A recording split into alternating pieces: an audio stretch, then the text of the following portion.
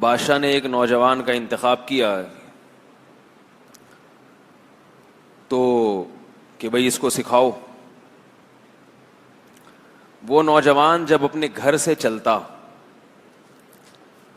تو راستے میں ایک راہب کا گھر تھا. راہب یہ وہ دور تھا جب عیسائی مذہب برحق تھا.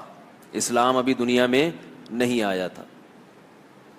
اسلام کے دنیا میں آنے سے پہلے کون سا مذہب برحق تھا یہ تو آپ کو معلوم ہوگا نا. حضرت عیسیٰ علیہ الصلاۃ والسلام کا دین. تو وہ نوجوان آیا کرتا جادوگر کے پاس. راستے میں راہب کا گھر تھا تو تھوڑی دیر کے لیے اس کے پاس بھی بیٹھ جایا کرتا.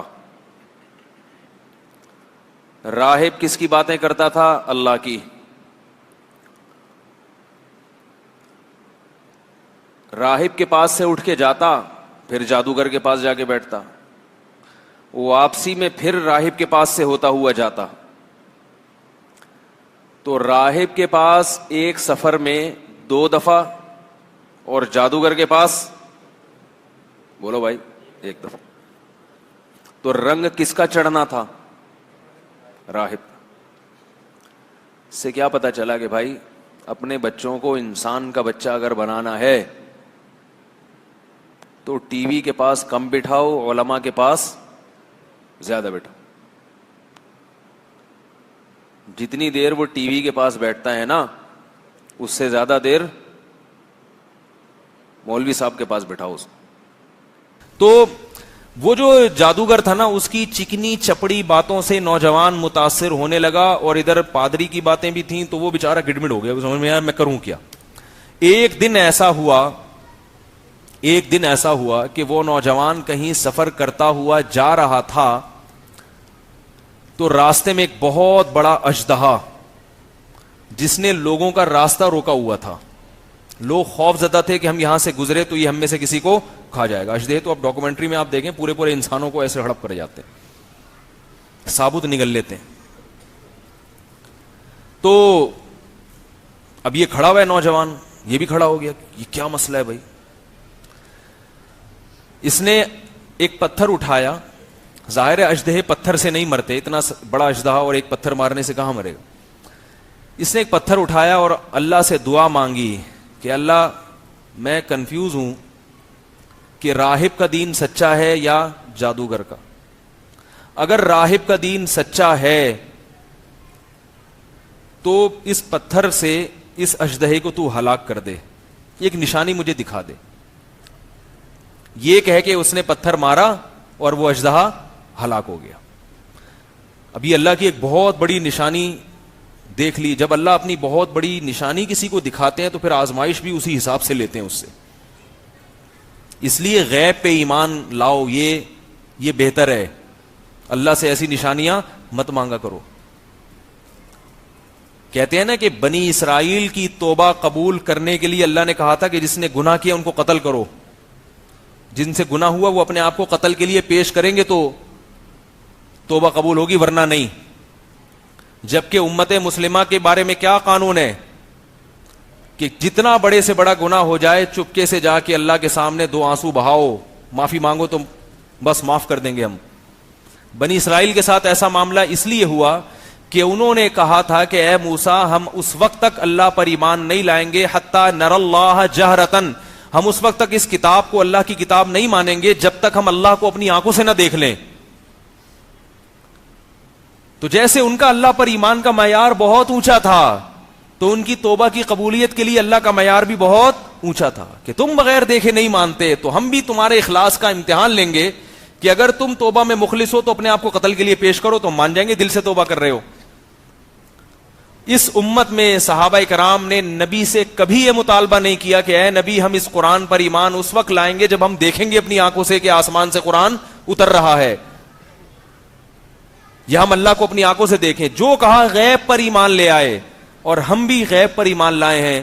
تو اللہ نے کہا کہ جب تم غیب پر ایمان رکھتے ہو تو تمہاری توبہ بھی غیب کے پردوں سے ہی قبول ہے. اس کے لیے دلیل نہیں چاہیے مجھے, بس تو اس لیے نشانیوں کا مطالبہ نہ کیا کرو. جب کوئی نشانی دیکھ کے ایمان لاتا ہے تو اس کی آزمائش بہت سخت ہوتی ہے پھر. تو اس نوجوان نے جب وہ پتھر مارا ہے تو وہ اژدہا ہلاک ہو گیا. ویسے بھی اس کا گمان یہی تھا کہ راہب کا دین برحق ہے, تو یہ اور مضبوط نشانی. اب ہوا یہ کہ اس نوجوان نے کلمہ پڑھ لیا اور اعلان کر دیا اور اللہ کی عبادت میں لگ گیا. جب وہ اللہ کی بہت زیادہ عبادت میں لگا ہے تو اللہ کی قدرت تھی کہ اللہ نے اس کے ہاتھ پہ بعض کرامتوں کا ظہور شروع کر دیا, یعنی اس کے ہاتھ پہ بعض کرامتیں ظاہر ہونا شروع ہو گئیں. نابینا کی آنکھوں پہ ہاتھ پھیرتا تو بینائی واپس لوٹ آتی. کوڑ کا مرض پہلے زمانے میں لا علاج تھا. کوڑ کے مریض کو ہاتھ پھیرا, اس کی بیماری ایک دم ختم ہو گئی.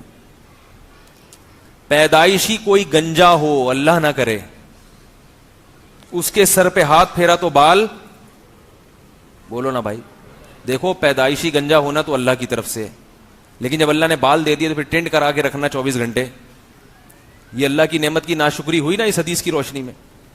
اگر آپ کو ویسے ہی سر کو ٹھنڈا رکھنے کا شوق ہے تو آپ ٹینٹ کرائیں, مگر یہ کوئی سنت نہیں ہے, کوئی عبادت نہیں ہے. ٹینٹ کرانا آزمائش ہے. اگر اس پہ کچھ لکھنا ہے آپ نے کہ میں گم جاؤں تو پھر یہ میرے نمبر پلیٹ دیکھ لو اور شناختی کارڈ نمبر, پھر تو بھی ٹھیک ہے.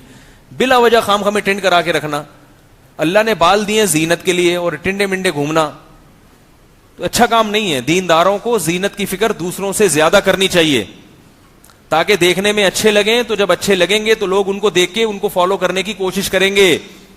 اس کا ایک اثر پڑتا ہے. اللہ نے کسی پیغمبر کو بدصورت نہیں بنایا. کیوں؟ اس لیے کہ لوگ جب ان کے پاس بیٹھیں تو لوگوں کی طبیعت ان کی طرف مائل ہو, لوگ ان سے سیکھیں. تو شکل تو اللہ نے جس کی جیسی مرضی بنا دی, مگر کچھ اپنا بھی انسان کا کنٹرول ہوتا ہے. عجیب عجیب سے دیندار لوگوں کو دیکھیں, عجیب عجیب سے بنے ہوئے گھوم رہے ہوتے ہیں. زار من یوں لٹک رہا ہے, ادھر کو جا رہا ہے.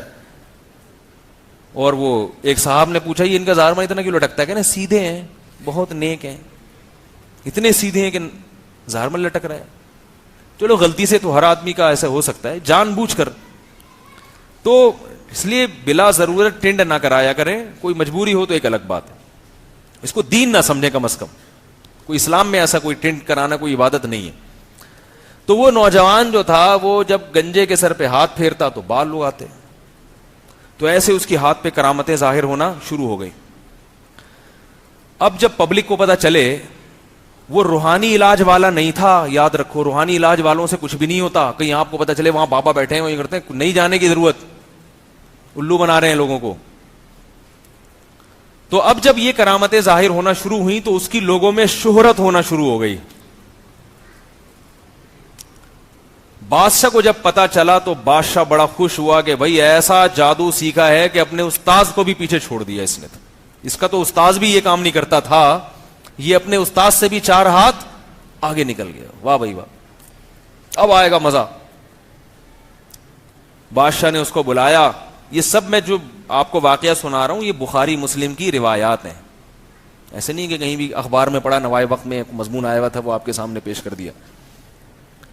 تو بادشاہ کو جب پتا چلا کہ بھائی یہ اتنا بڑا جادوگر بن گیا ہے, بادشاہ نے اس کو بلایا اور کہا کہ ہم نے سنا ہے کہ تم تو اپنے استاد سے بھی 4 ہاتھ آگے نکل گئے, اور ایسے ایسے اور ویسے ویسے. تو اس نے کہا یہ جادو وادو نہیں ہے, یہ جو نابینا کی آنکھوں پہ ہاتھ پھیرتا ہوں تو بینائی میں لاتا ہی نہیں ہوں. بینائی کون دیتا ہے؟ اللہ دیتا ہے. یہ سارے کام اللہ کر رہا ہے, میں کچھ بھی نہیں کر رہا. بس اللہ کی ایک رحمت ہے کہ ہاتھ میرا استعمال ہوتا ہے, کام کون کرتا ہے؟ اللہ. ورنہ مجھے یہ اختیار نہیں ہے کہ میں کسی کی بینائی لوٹا دوں. بادشاہ نے لگائے چترول, ٹھیک ہے نا. پہلے تو بادشاہ نے کہا تو یہ بتا کہ تجھے یہ اللہ اور کلمہ اور یہ اسلام اور یہ عیسائیت یہ سکھایا کس نے؟ اچھا, راہب نے کہا, اس نوجوان کو کہا تھا کہ اگر تم کبھی پکڑے جاؤ تو میرا نہیں بتانا کہ میں نے تمہیں کلمہ پڑھایا یا یہ دین سکھایا ہے, ورنہ بادشاہ مجھے نہیں چھوڑے گا. تو نوجوان نے نہیں بتایا, لیکن نوجوان کو اتنا ٹارچر کیا گیا کہ وہ بیچارہ بتانے پر مجبور ہو گیا. بہت زیادہ جب جسمانی اذیت دی جاتی ہے نا پھر ناممکن ہو جاتا ہے. وہ بھی انسان تھا بہرحال. تو بادشاہ نے راہب کو پکڑ کے بلایا اور اس کی گردن اڑا دی, شہید ہو گیا. کتنا مبارک راہب ہوگا جس کا حدیث میں تذکرہ آ رہا ہے. تو اور اس کو کیا کیا گیا کہ اس کو بادشاہ نے کہا کہ لوگوں سے کہا اپنے درباریوں سے کہ اس کو لے کے جاؤ پہاڑ پہ اور نیچے کھائی دکھاؤ, اس کو ڈراؤ, ٹھیک ہے نا, اور اس سے کہو کہ یہ عیسائیت چھوڑ دے, نہیں چھوڑتا تو ہم تمہیں یہاں سے گرا کے ہلاک کر دیں گے. تو اس کو لے گئے, اس نے کہا ہلاک کر دو, میں تو عیسائیت نہیں چھوڑنے والا. تو اللہ کی قدرت کیا ہوئی ہے کہ وہ پہاڑ پہ ایسا کچھ زلزلہ آیا, وہ سارے مر گئے اور یہ بچ گیا, اکیلا واپس آ گیا. تو بادشاہ نے پھر لوگوں کو کہا کہ اس کو سمندر میں لے جاؤ. اچھا, اب یہ خبریں لوگوں میں مشہور ہونا شروع کی, ایک نوجوان ہے بھائی وہ اس طرح کا ہے, کیونکہ اللہ تعالیٰ مشہور کر رہے ہیں نا تاکہ اس سے کام لینا ہے اللہ تعالیٰ نے. تو اس کی خبر کہ بھئی یہ تو آنکھوں پہ ہاتھ لگائے تو بینائی واپس لوٹ آتی ہے. تو یہ سب کو یہی کہتا بھئی میں یہ نہیں کر رہا, اللہ پر ایمان لے کر آؤ, یہ میں نہیں کر رہا, یہ اللہ کر رہا ہے, تو اللہ کی قدرت پر ایمان لے کر آؤ. تو اب اس کے یہ واقعہ بھی مشہور ہونے شروع ہو گئے, بھئی پہاڑ سے گرایا نہیں مر رہا. تو اس کو سمندر میں لے کر گئے, بیچ سمندر میں بادشاہ نے کہا اس کو غرق کر دینا اگر یہ ایمان نہ لے کر آئے. تو ڈرایا نہیں, یعنی ایمان نہ چھوڑے, اگر یہ ڈرایا وہی اثر نہیں ہوا اس کے اوپر. تو وہ کشتی الٹ گئی, سارے مر گئے, اس کو اللہ نے بچا لیا, یہ پھر واپس لوٹ آیا. کشتی الٹ گئی یا کیا ہوا مجھے پوری تفصیل جتنی حدیث میں ملتی ہے, بس یہ کہ وہ غرق ہو گئی, یہ بچ گیا. تو جب یہ واپس آیا تو جب بادشاہ نے ساری کوششیں کر لیں کہ بھئی یہ اچھا لوگ آہستہ آہستہ مسلمان ہو رہے ہیں, تو بادشاہ نے قتل کرنے کی کوشش کی, ہر کوشش میں بادشاہ ناکام ہوا. تو اس نوجوان نے بادشاہ سے کہا کہ میں آپ کو اپنے آپ کو قتل کرنے کی کوشش, یعنی قتل کرنے کا طریقہ میں آپ کو خود بتاتا ہوں. میں آپ کو جو طریقہ بتاؤں گا آپ اس طریقے سے مجھے قتل کریں گے تو میں قتل ہو جاؤں گا. اب مجھے ایک بات بتائیے, کبھی کوئی کسی کو اپنے قتل کرنے کے طریقے خود بھی بتاتا ہے؟ آپ لوگ کیا بتاتے ہیں شاید ہیں بھائی.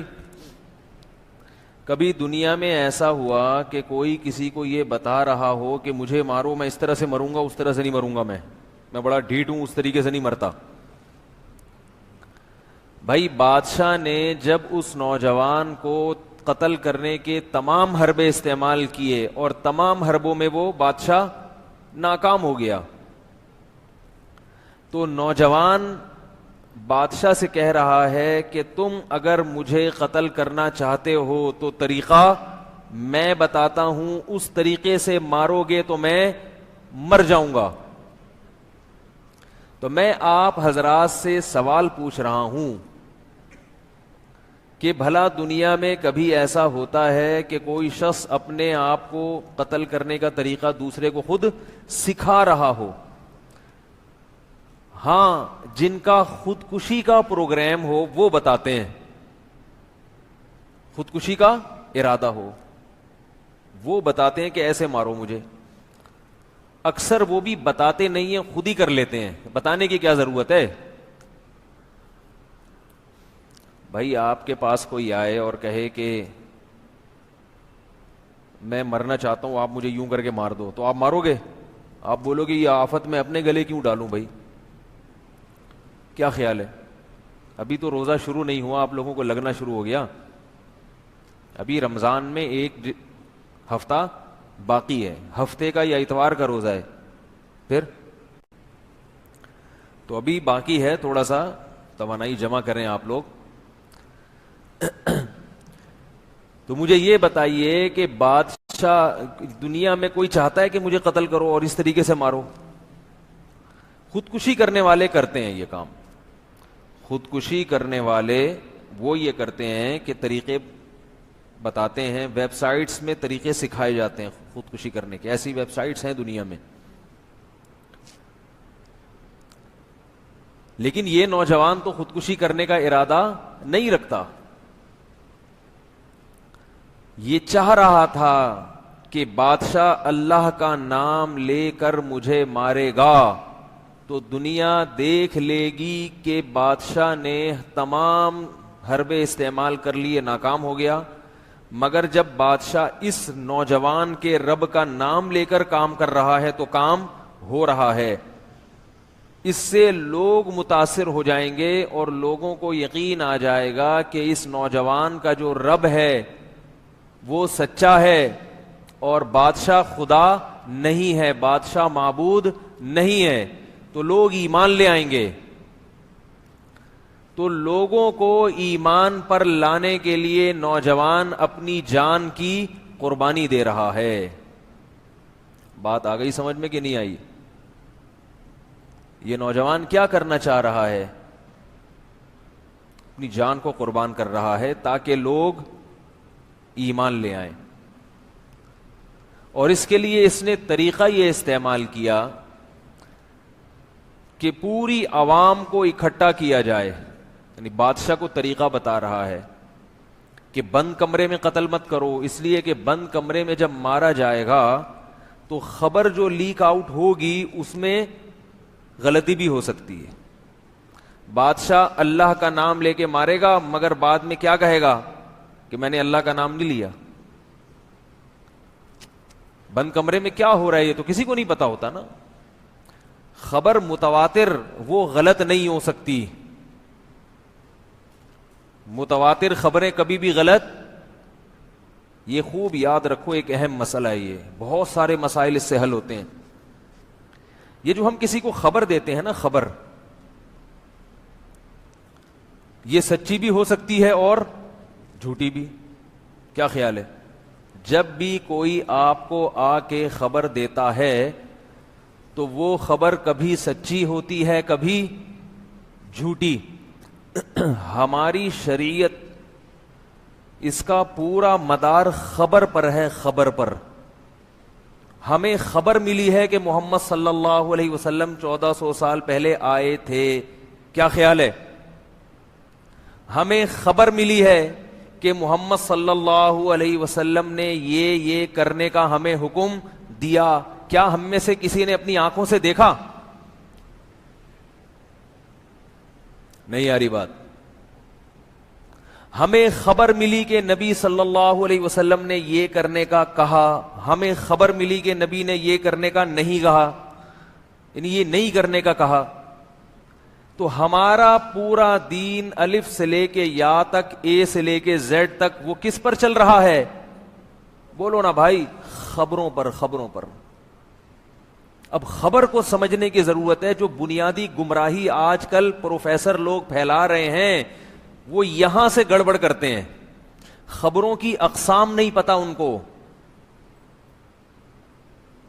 اسی سے سارے فرقے پیدا ہو رہے ہیں. بہت اہم مضمون ہے جو اس وقت اللہ نے دل میں ڈال دیا, اور اس کی بنیاد کہاں سے نکلتی ہے کہ اس نوجوان نے یہ کیوں کہا کہ کھلے عام بھرے مجمع میں مجھے قتل کیا جائے اللہ کا نام لے کے, بند کمرے میں نہیں.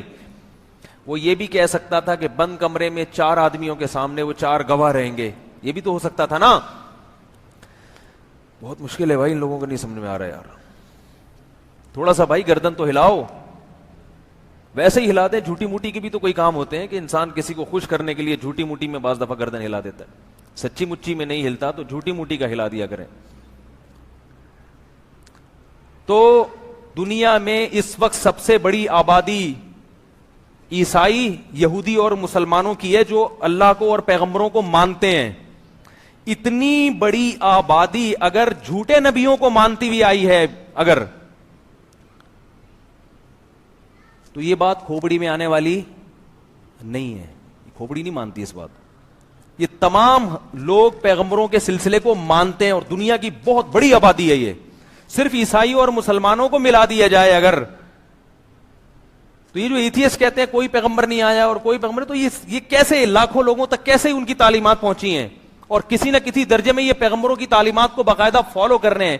اس کا مطلب ہوا کہ موسیٰ نام کے کوئی پیغمبر بھی دنیا میں آئے تھے, عیسیٰ نام کے کوئی پیغمبر بھی دنیا میں آئے تھے, محمد صلی اللہ علیہ وسلم کے نام کے کوئی پیغمبر بھی دنیا میں آئے تھے. اور ان تمام پیغمبروں کی تعلیمات کو اگر آپ غور کرتے ہیں تو وہ ساری اچھی تعلیمات ہیں, اچھی. کوئی بھی ایسی تعلیم نہیں ہے جو غلط ہو, بالکل 100% غلط ہو. تو یہ ممکن نہیں ہے کہ جھوٹا نبی دنیا میں آئے اور لوگوں کو اچھی چیزوں کو پہ ڈال کے چلا جائے.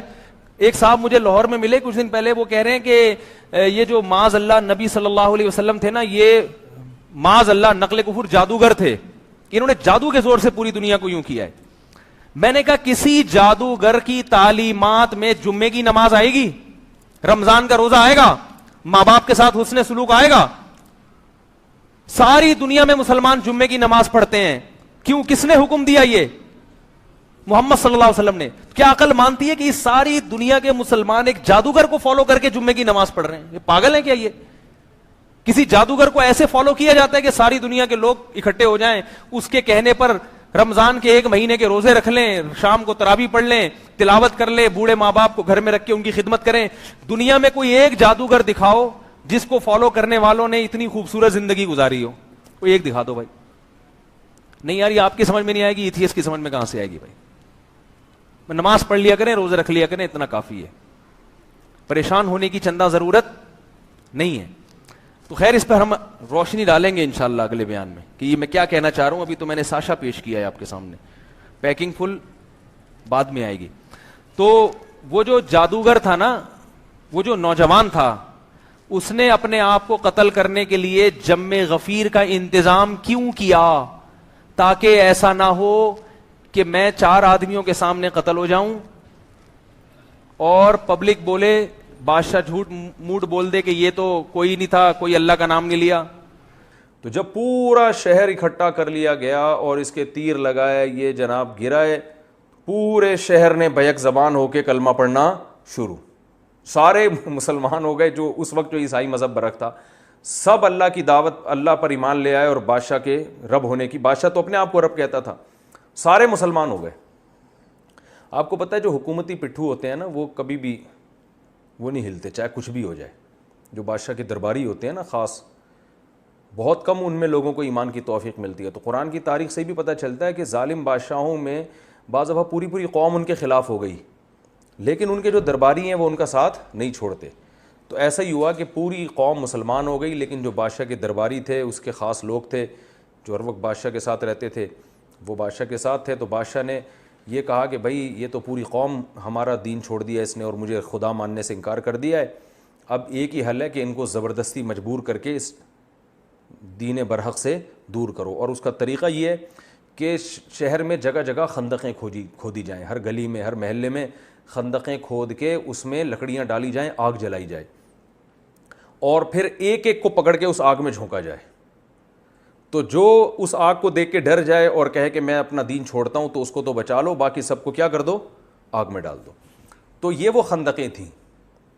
تو ایک ایک کو پکڑ کے ڈالا گیا. صحیح حدیث میں آتا ہے, آپ صلی اللہ علیہ وسلم نے ارشاد فرمایا کہ 3 بچے ہیں جو ماں کی گود میں بولے ہیں. ایک تو حضرت عیسیٰ علیہ السلام ماں کی گود میں بولے تھے, اور ایک وہ جس پر وہ ایک بزرگ تھے نماز پڑھ رہے تھے, تو ان کی ماں نے ان کو پکارا, تو وہ پریشان ہو گئے کہ ایک طرف ماں ہے اور ایک طرف نماز ہے. تو آزمائش میں آ گئے نا, اللہ میں نماز توڑ کے جواب دوں تو تیرا حق ضائع ہوتا ہے, اور ماں کو نماز نہ توڑوں تو ماں کا حق. تو اسی کشمکش میں تھے کہ ماں نے بد دعا دے دی کہ اللہ کرے تجھ پر کوئی تہمت لگے. تو یہی ہوا کہ وہ پھر کسی چرواہے نے کسی عورت کے ساتھ زنا کیا, بچہ پیدا ہوا. تو وہ عورت شادی شدہ تھی نہیں, لوگوں نے پوچھا بچہ کس کا ہے, تو اس عورت نے جان چھڑانے کے لیے اس راہب پہ ڈال دیا. وہ بیچارہ نیک بزرگ اپنے جھونپڑی میں اپنی عبادت کیا کرتا تھا, اس پہ جھوٹا الزام ڈال دیا. لوگوں نے پکڑ کے مارا اس کو اور اس کے وہ عبادت خانہ گرا دیا. تو اللہ تعالیٰ نے اب اس پر رحم کیا, تو جو ہے نا ماں کی گود میں بچہ بولا کہ میرا جو ہے نا اس کے پانی سے اللہ نے مجھے پیدا نہیں کیا, بلکہ مجھے فلاں کے پانی سے اللہ نے پیدا کیا, وہ چرواہے سے. تو یہ کرامت اس راہب کی ظاہر ہوئی. تو اللہ نے اپنے حق کی وجہ سے اس کی عزت کی بھی حفاظت کی, لیکن ماں کی بد دعا بھی لگی اس کو. تبھی امام ابو حنیفہ رحمہ اللہ تعالیٰ اسی حدیث کی بیس پہ کہتے ہیں کہ اگر نماز کی حالت میں ماں پکارے اور اس کو پتہ نہیں ہے کہ آپ نماز پڑھ رہے ہیں, تو نماز توڑ دینی چاہیے. تو اب کیا مسئلہ ہوا کہ وہ بچہ بھی ماں کی گود میں بولا. تو خیر جب لوگوں نے کہا یہ تو راہب بڑا نیک آدمی ہے, بچے سے اللہ گواہی دلوا رہے ہیں, تو اس راہب کو دوبارہ پروٹوکول دیا گیا اور اس سے کہا ہم آپ کا عبادت خانہ سونے کا بنا کے دیں گے. اس نے کہا نہیں بھائی, وہ مٹی کا گھروندا ہی بنا دو میرے لیے, جب عبادت ہی کرنی ہے تو سونے کے محل کا کیا کرنا. تو یہ ایک بچہ ماں کی گود میں بولا, ایک عیسیٰ علیہ السلام, اور ایک تیسرا ایک اس واقعے میں. تو نبی صلی اللہ علیہ وسلم نے فرمایا کہ جب سب کو لا لا کے آگ میں ڈالا جا رہا تھا، نہیں وہ اتنا دودھ پیتا بچہ نہیں تھا جو یوسف علیہ السلام کی گواہی جس نے دی تھی نا، واسع خان، تو وہ آپ جتنا کم از کم ہوگا. تو یہ جو تھا حدیث میں آتا ہے کہ ایک عورت کو لایا گیا، اس کی گود میں جو ہے نا دودھ پیتا بچہ تھا. اب اس عورت کو اپنے بچے کا خیال آ رہا تھا، یہ بچہ کیسے آگ میں جلے گا نا. وہ بیچاری، باقی لوگ تو گر رہے تھے، ایمان اتنا مضبوط تھا ان لوگوں کا، اس بچے نے قربانی ایسی دی تھی نوجوان نے کہ وہ آگ میں گرنے کے لیے تیار. تو وہ بچہ، ماں جو ہے نا ہچکچا رہی تھی کہ ایک طرف کفر ہے کہ میں اللہ کا انکار کر دوں، اور ایک طرف ہی آگ ہے، اور پھر بچے پہ ترس آ رہا تھا اس کو کہ بچے کو کیسے میں ڈالوں. تو نبی صلی اللہ علیہ وسلم نے ارشاد فرمایا کہ اللہ نے اس بچے کو قوت گویائی عطا فرمائی. تو جب کوئی اللہ کے لیے اتنی قربانیاں دیتا ہے نا تو اللہ کی بھی مدد ہوتی ہے. تو اس بچے نے ماں کی گود میں بولا کہ اے ماں، یہ آگ کا ایندھن نہیں ہے، یہ جنت کا باغ ہے، اس میں کود جا. تو نبی صلی اللہ علیہ وسلم، یعنی یہ دیکھنے میں آگ لگ رہی ہے، حقیقت میں یہ آگ نہیں ہے، یہ باغ ہے، اللہ نے جو ہے نا آزمائش کے لیے اس کو رکھا ہے. تو وہ ماں جو ہے نا اپنے سینے سے لگا کے اس میں کود گئی. تو خیر وہ اس بادشاہ نے، کم بخت نے، ان سب کو قتل کر دیا. تو وہ غالب آ گیا بادشاہ، وہ ہلاک ہو گئے.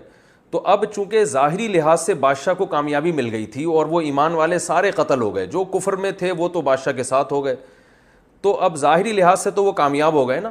تو قرآن میں اللہ نے صدیوں بعد ان کا واقعہ نازل فرمایا، اور اللہ نے فرمایا کہ میں اپنے نبی کو یہ اطلاع دے رہا ہوں کہ دیکھنے میں کامیاب بادشاہ ہوا لیکن حقیقت میں کامیاب نہیں ہوا، اس لیے کہ وہ تو باغات میں چلے گئے، اور جو بادشاہ جس نے خندقیں کھدوائی تھی نا، اور اس کے جو فوجی لوگوں کو پکڑ کے خندقوں میں ڈال رہے تھے، وہ اصل میں آگ میں ہیں. تو آگ کے مستحق یہ لوگ ہوئے ہیں، وہ نہیں ہوئے. اور یہ خبر ہمیں قرآن مجید نے اور نبی صلی اللہ علیہ وسلم نے ہمیں ان کا یہ واقعہ بیان کیا. تو اس سے ہمیں کیا سبق ملتا ہے؟ یہ بھی ایک، وہ اسباق تو ملیں گے، وہ تو میں انشاءاللہ آئندہ بیان کروں گا. ایک سبق ہمیں یہ بھی ملتا ہے کہ خبر متواتر کا انکار ممکن نہیں ہوتا. نوجوان نے جم غفیر اس لیے بلایا تاکہ کوئی بعد میں انکار نہ کر سکے. وہ جماعت المسلمین کو جانتا تھا شاید کہ پیدا ہوں گے ہی بعد میں مکر جائیں گے، بولیں گے یہ بھی نہیں ہے، یہ بھی نہیں ہے.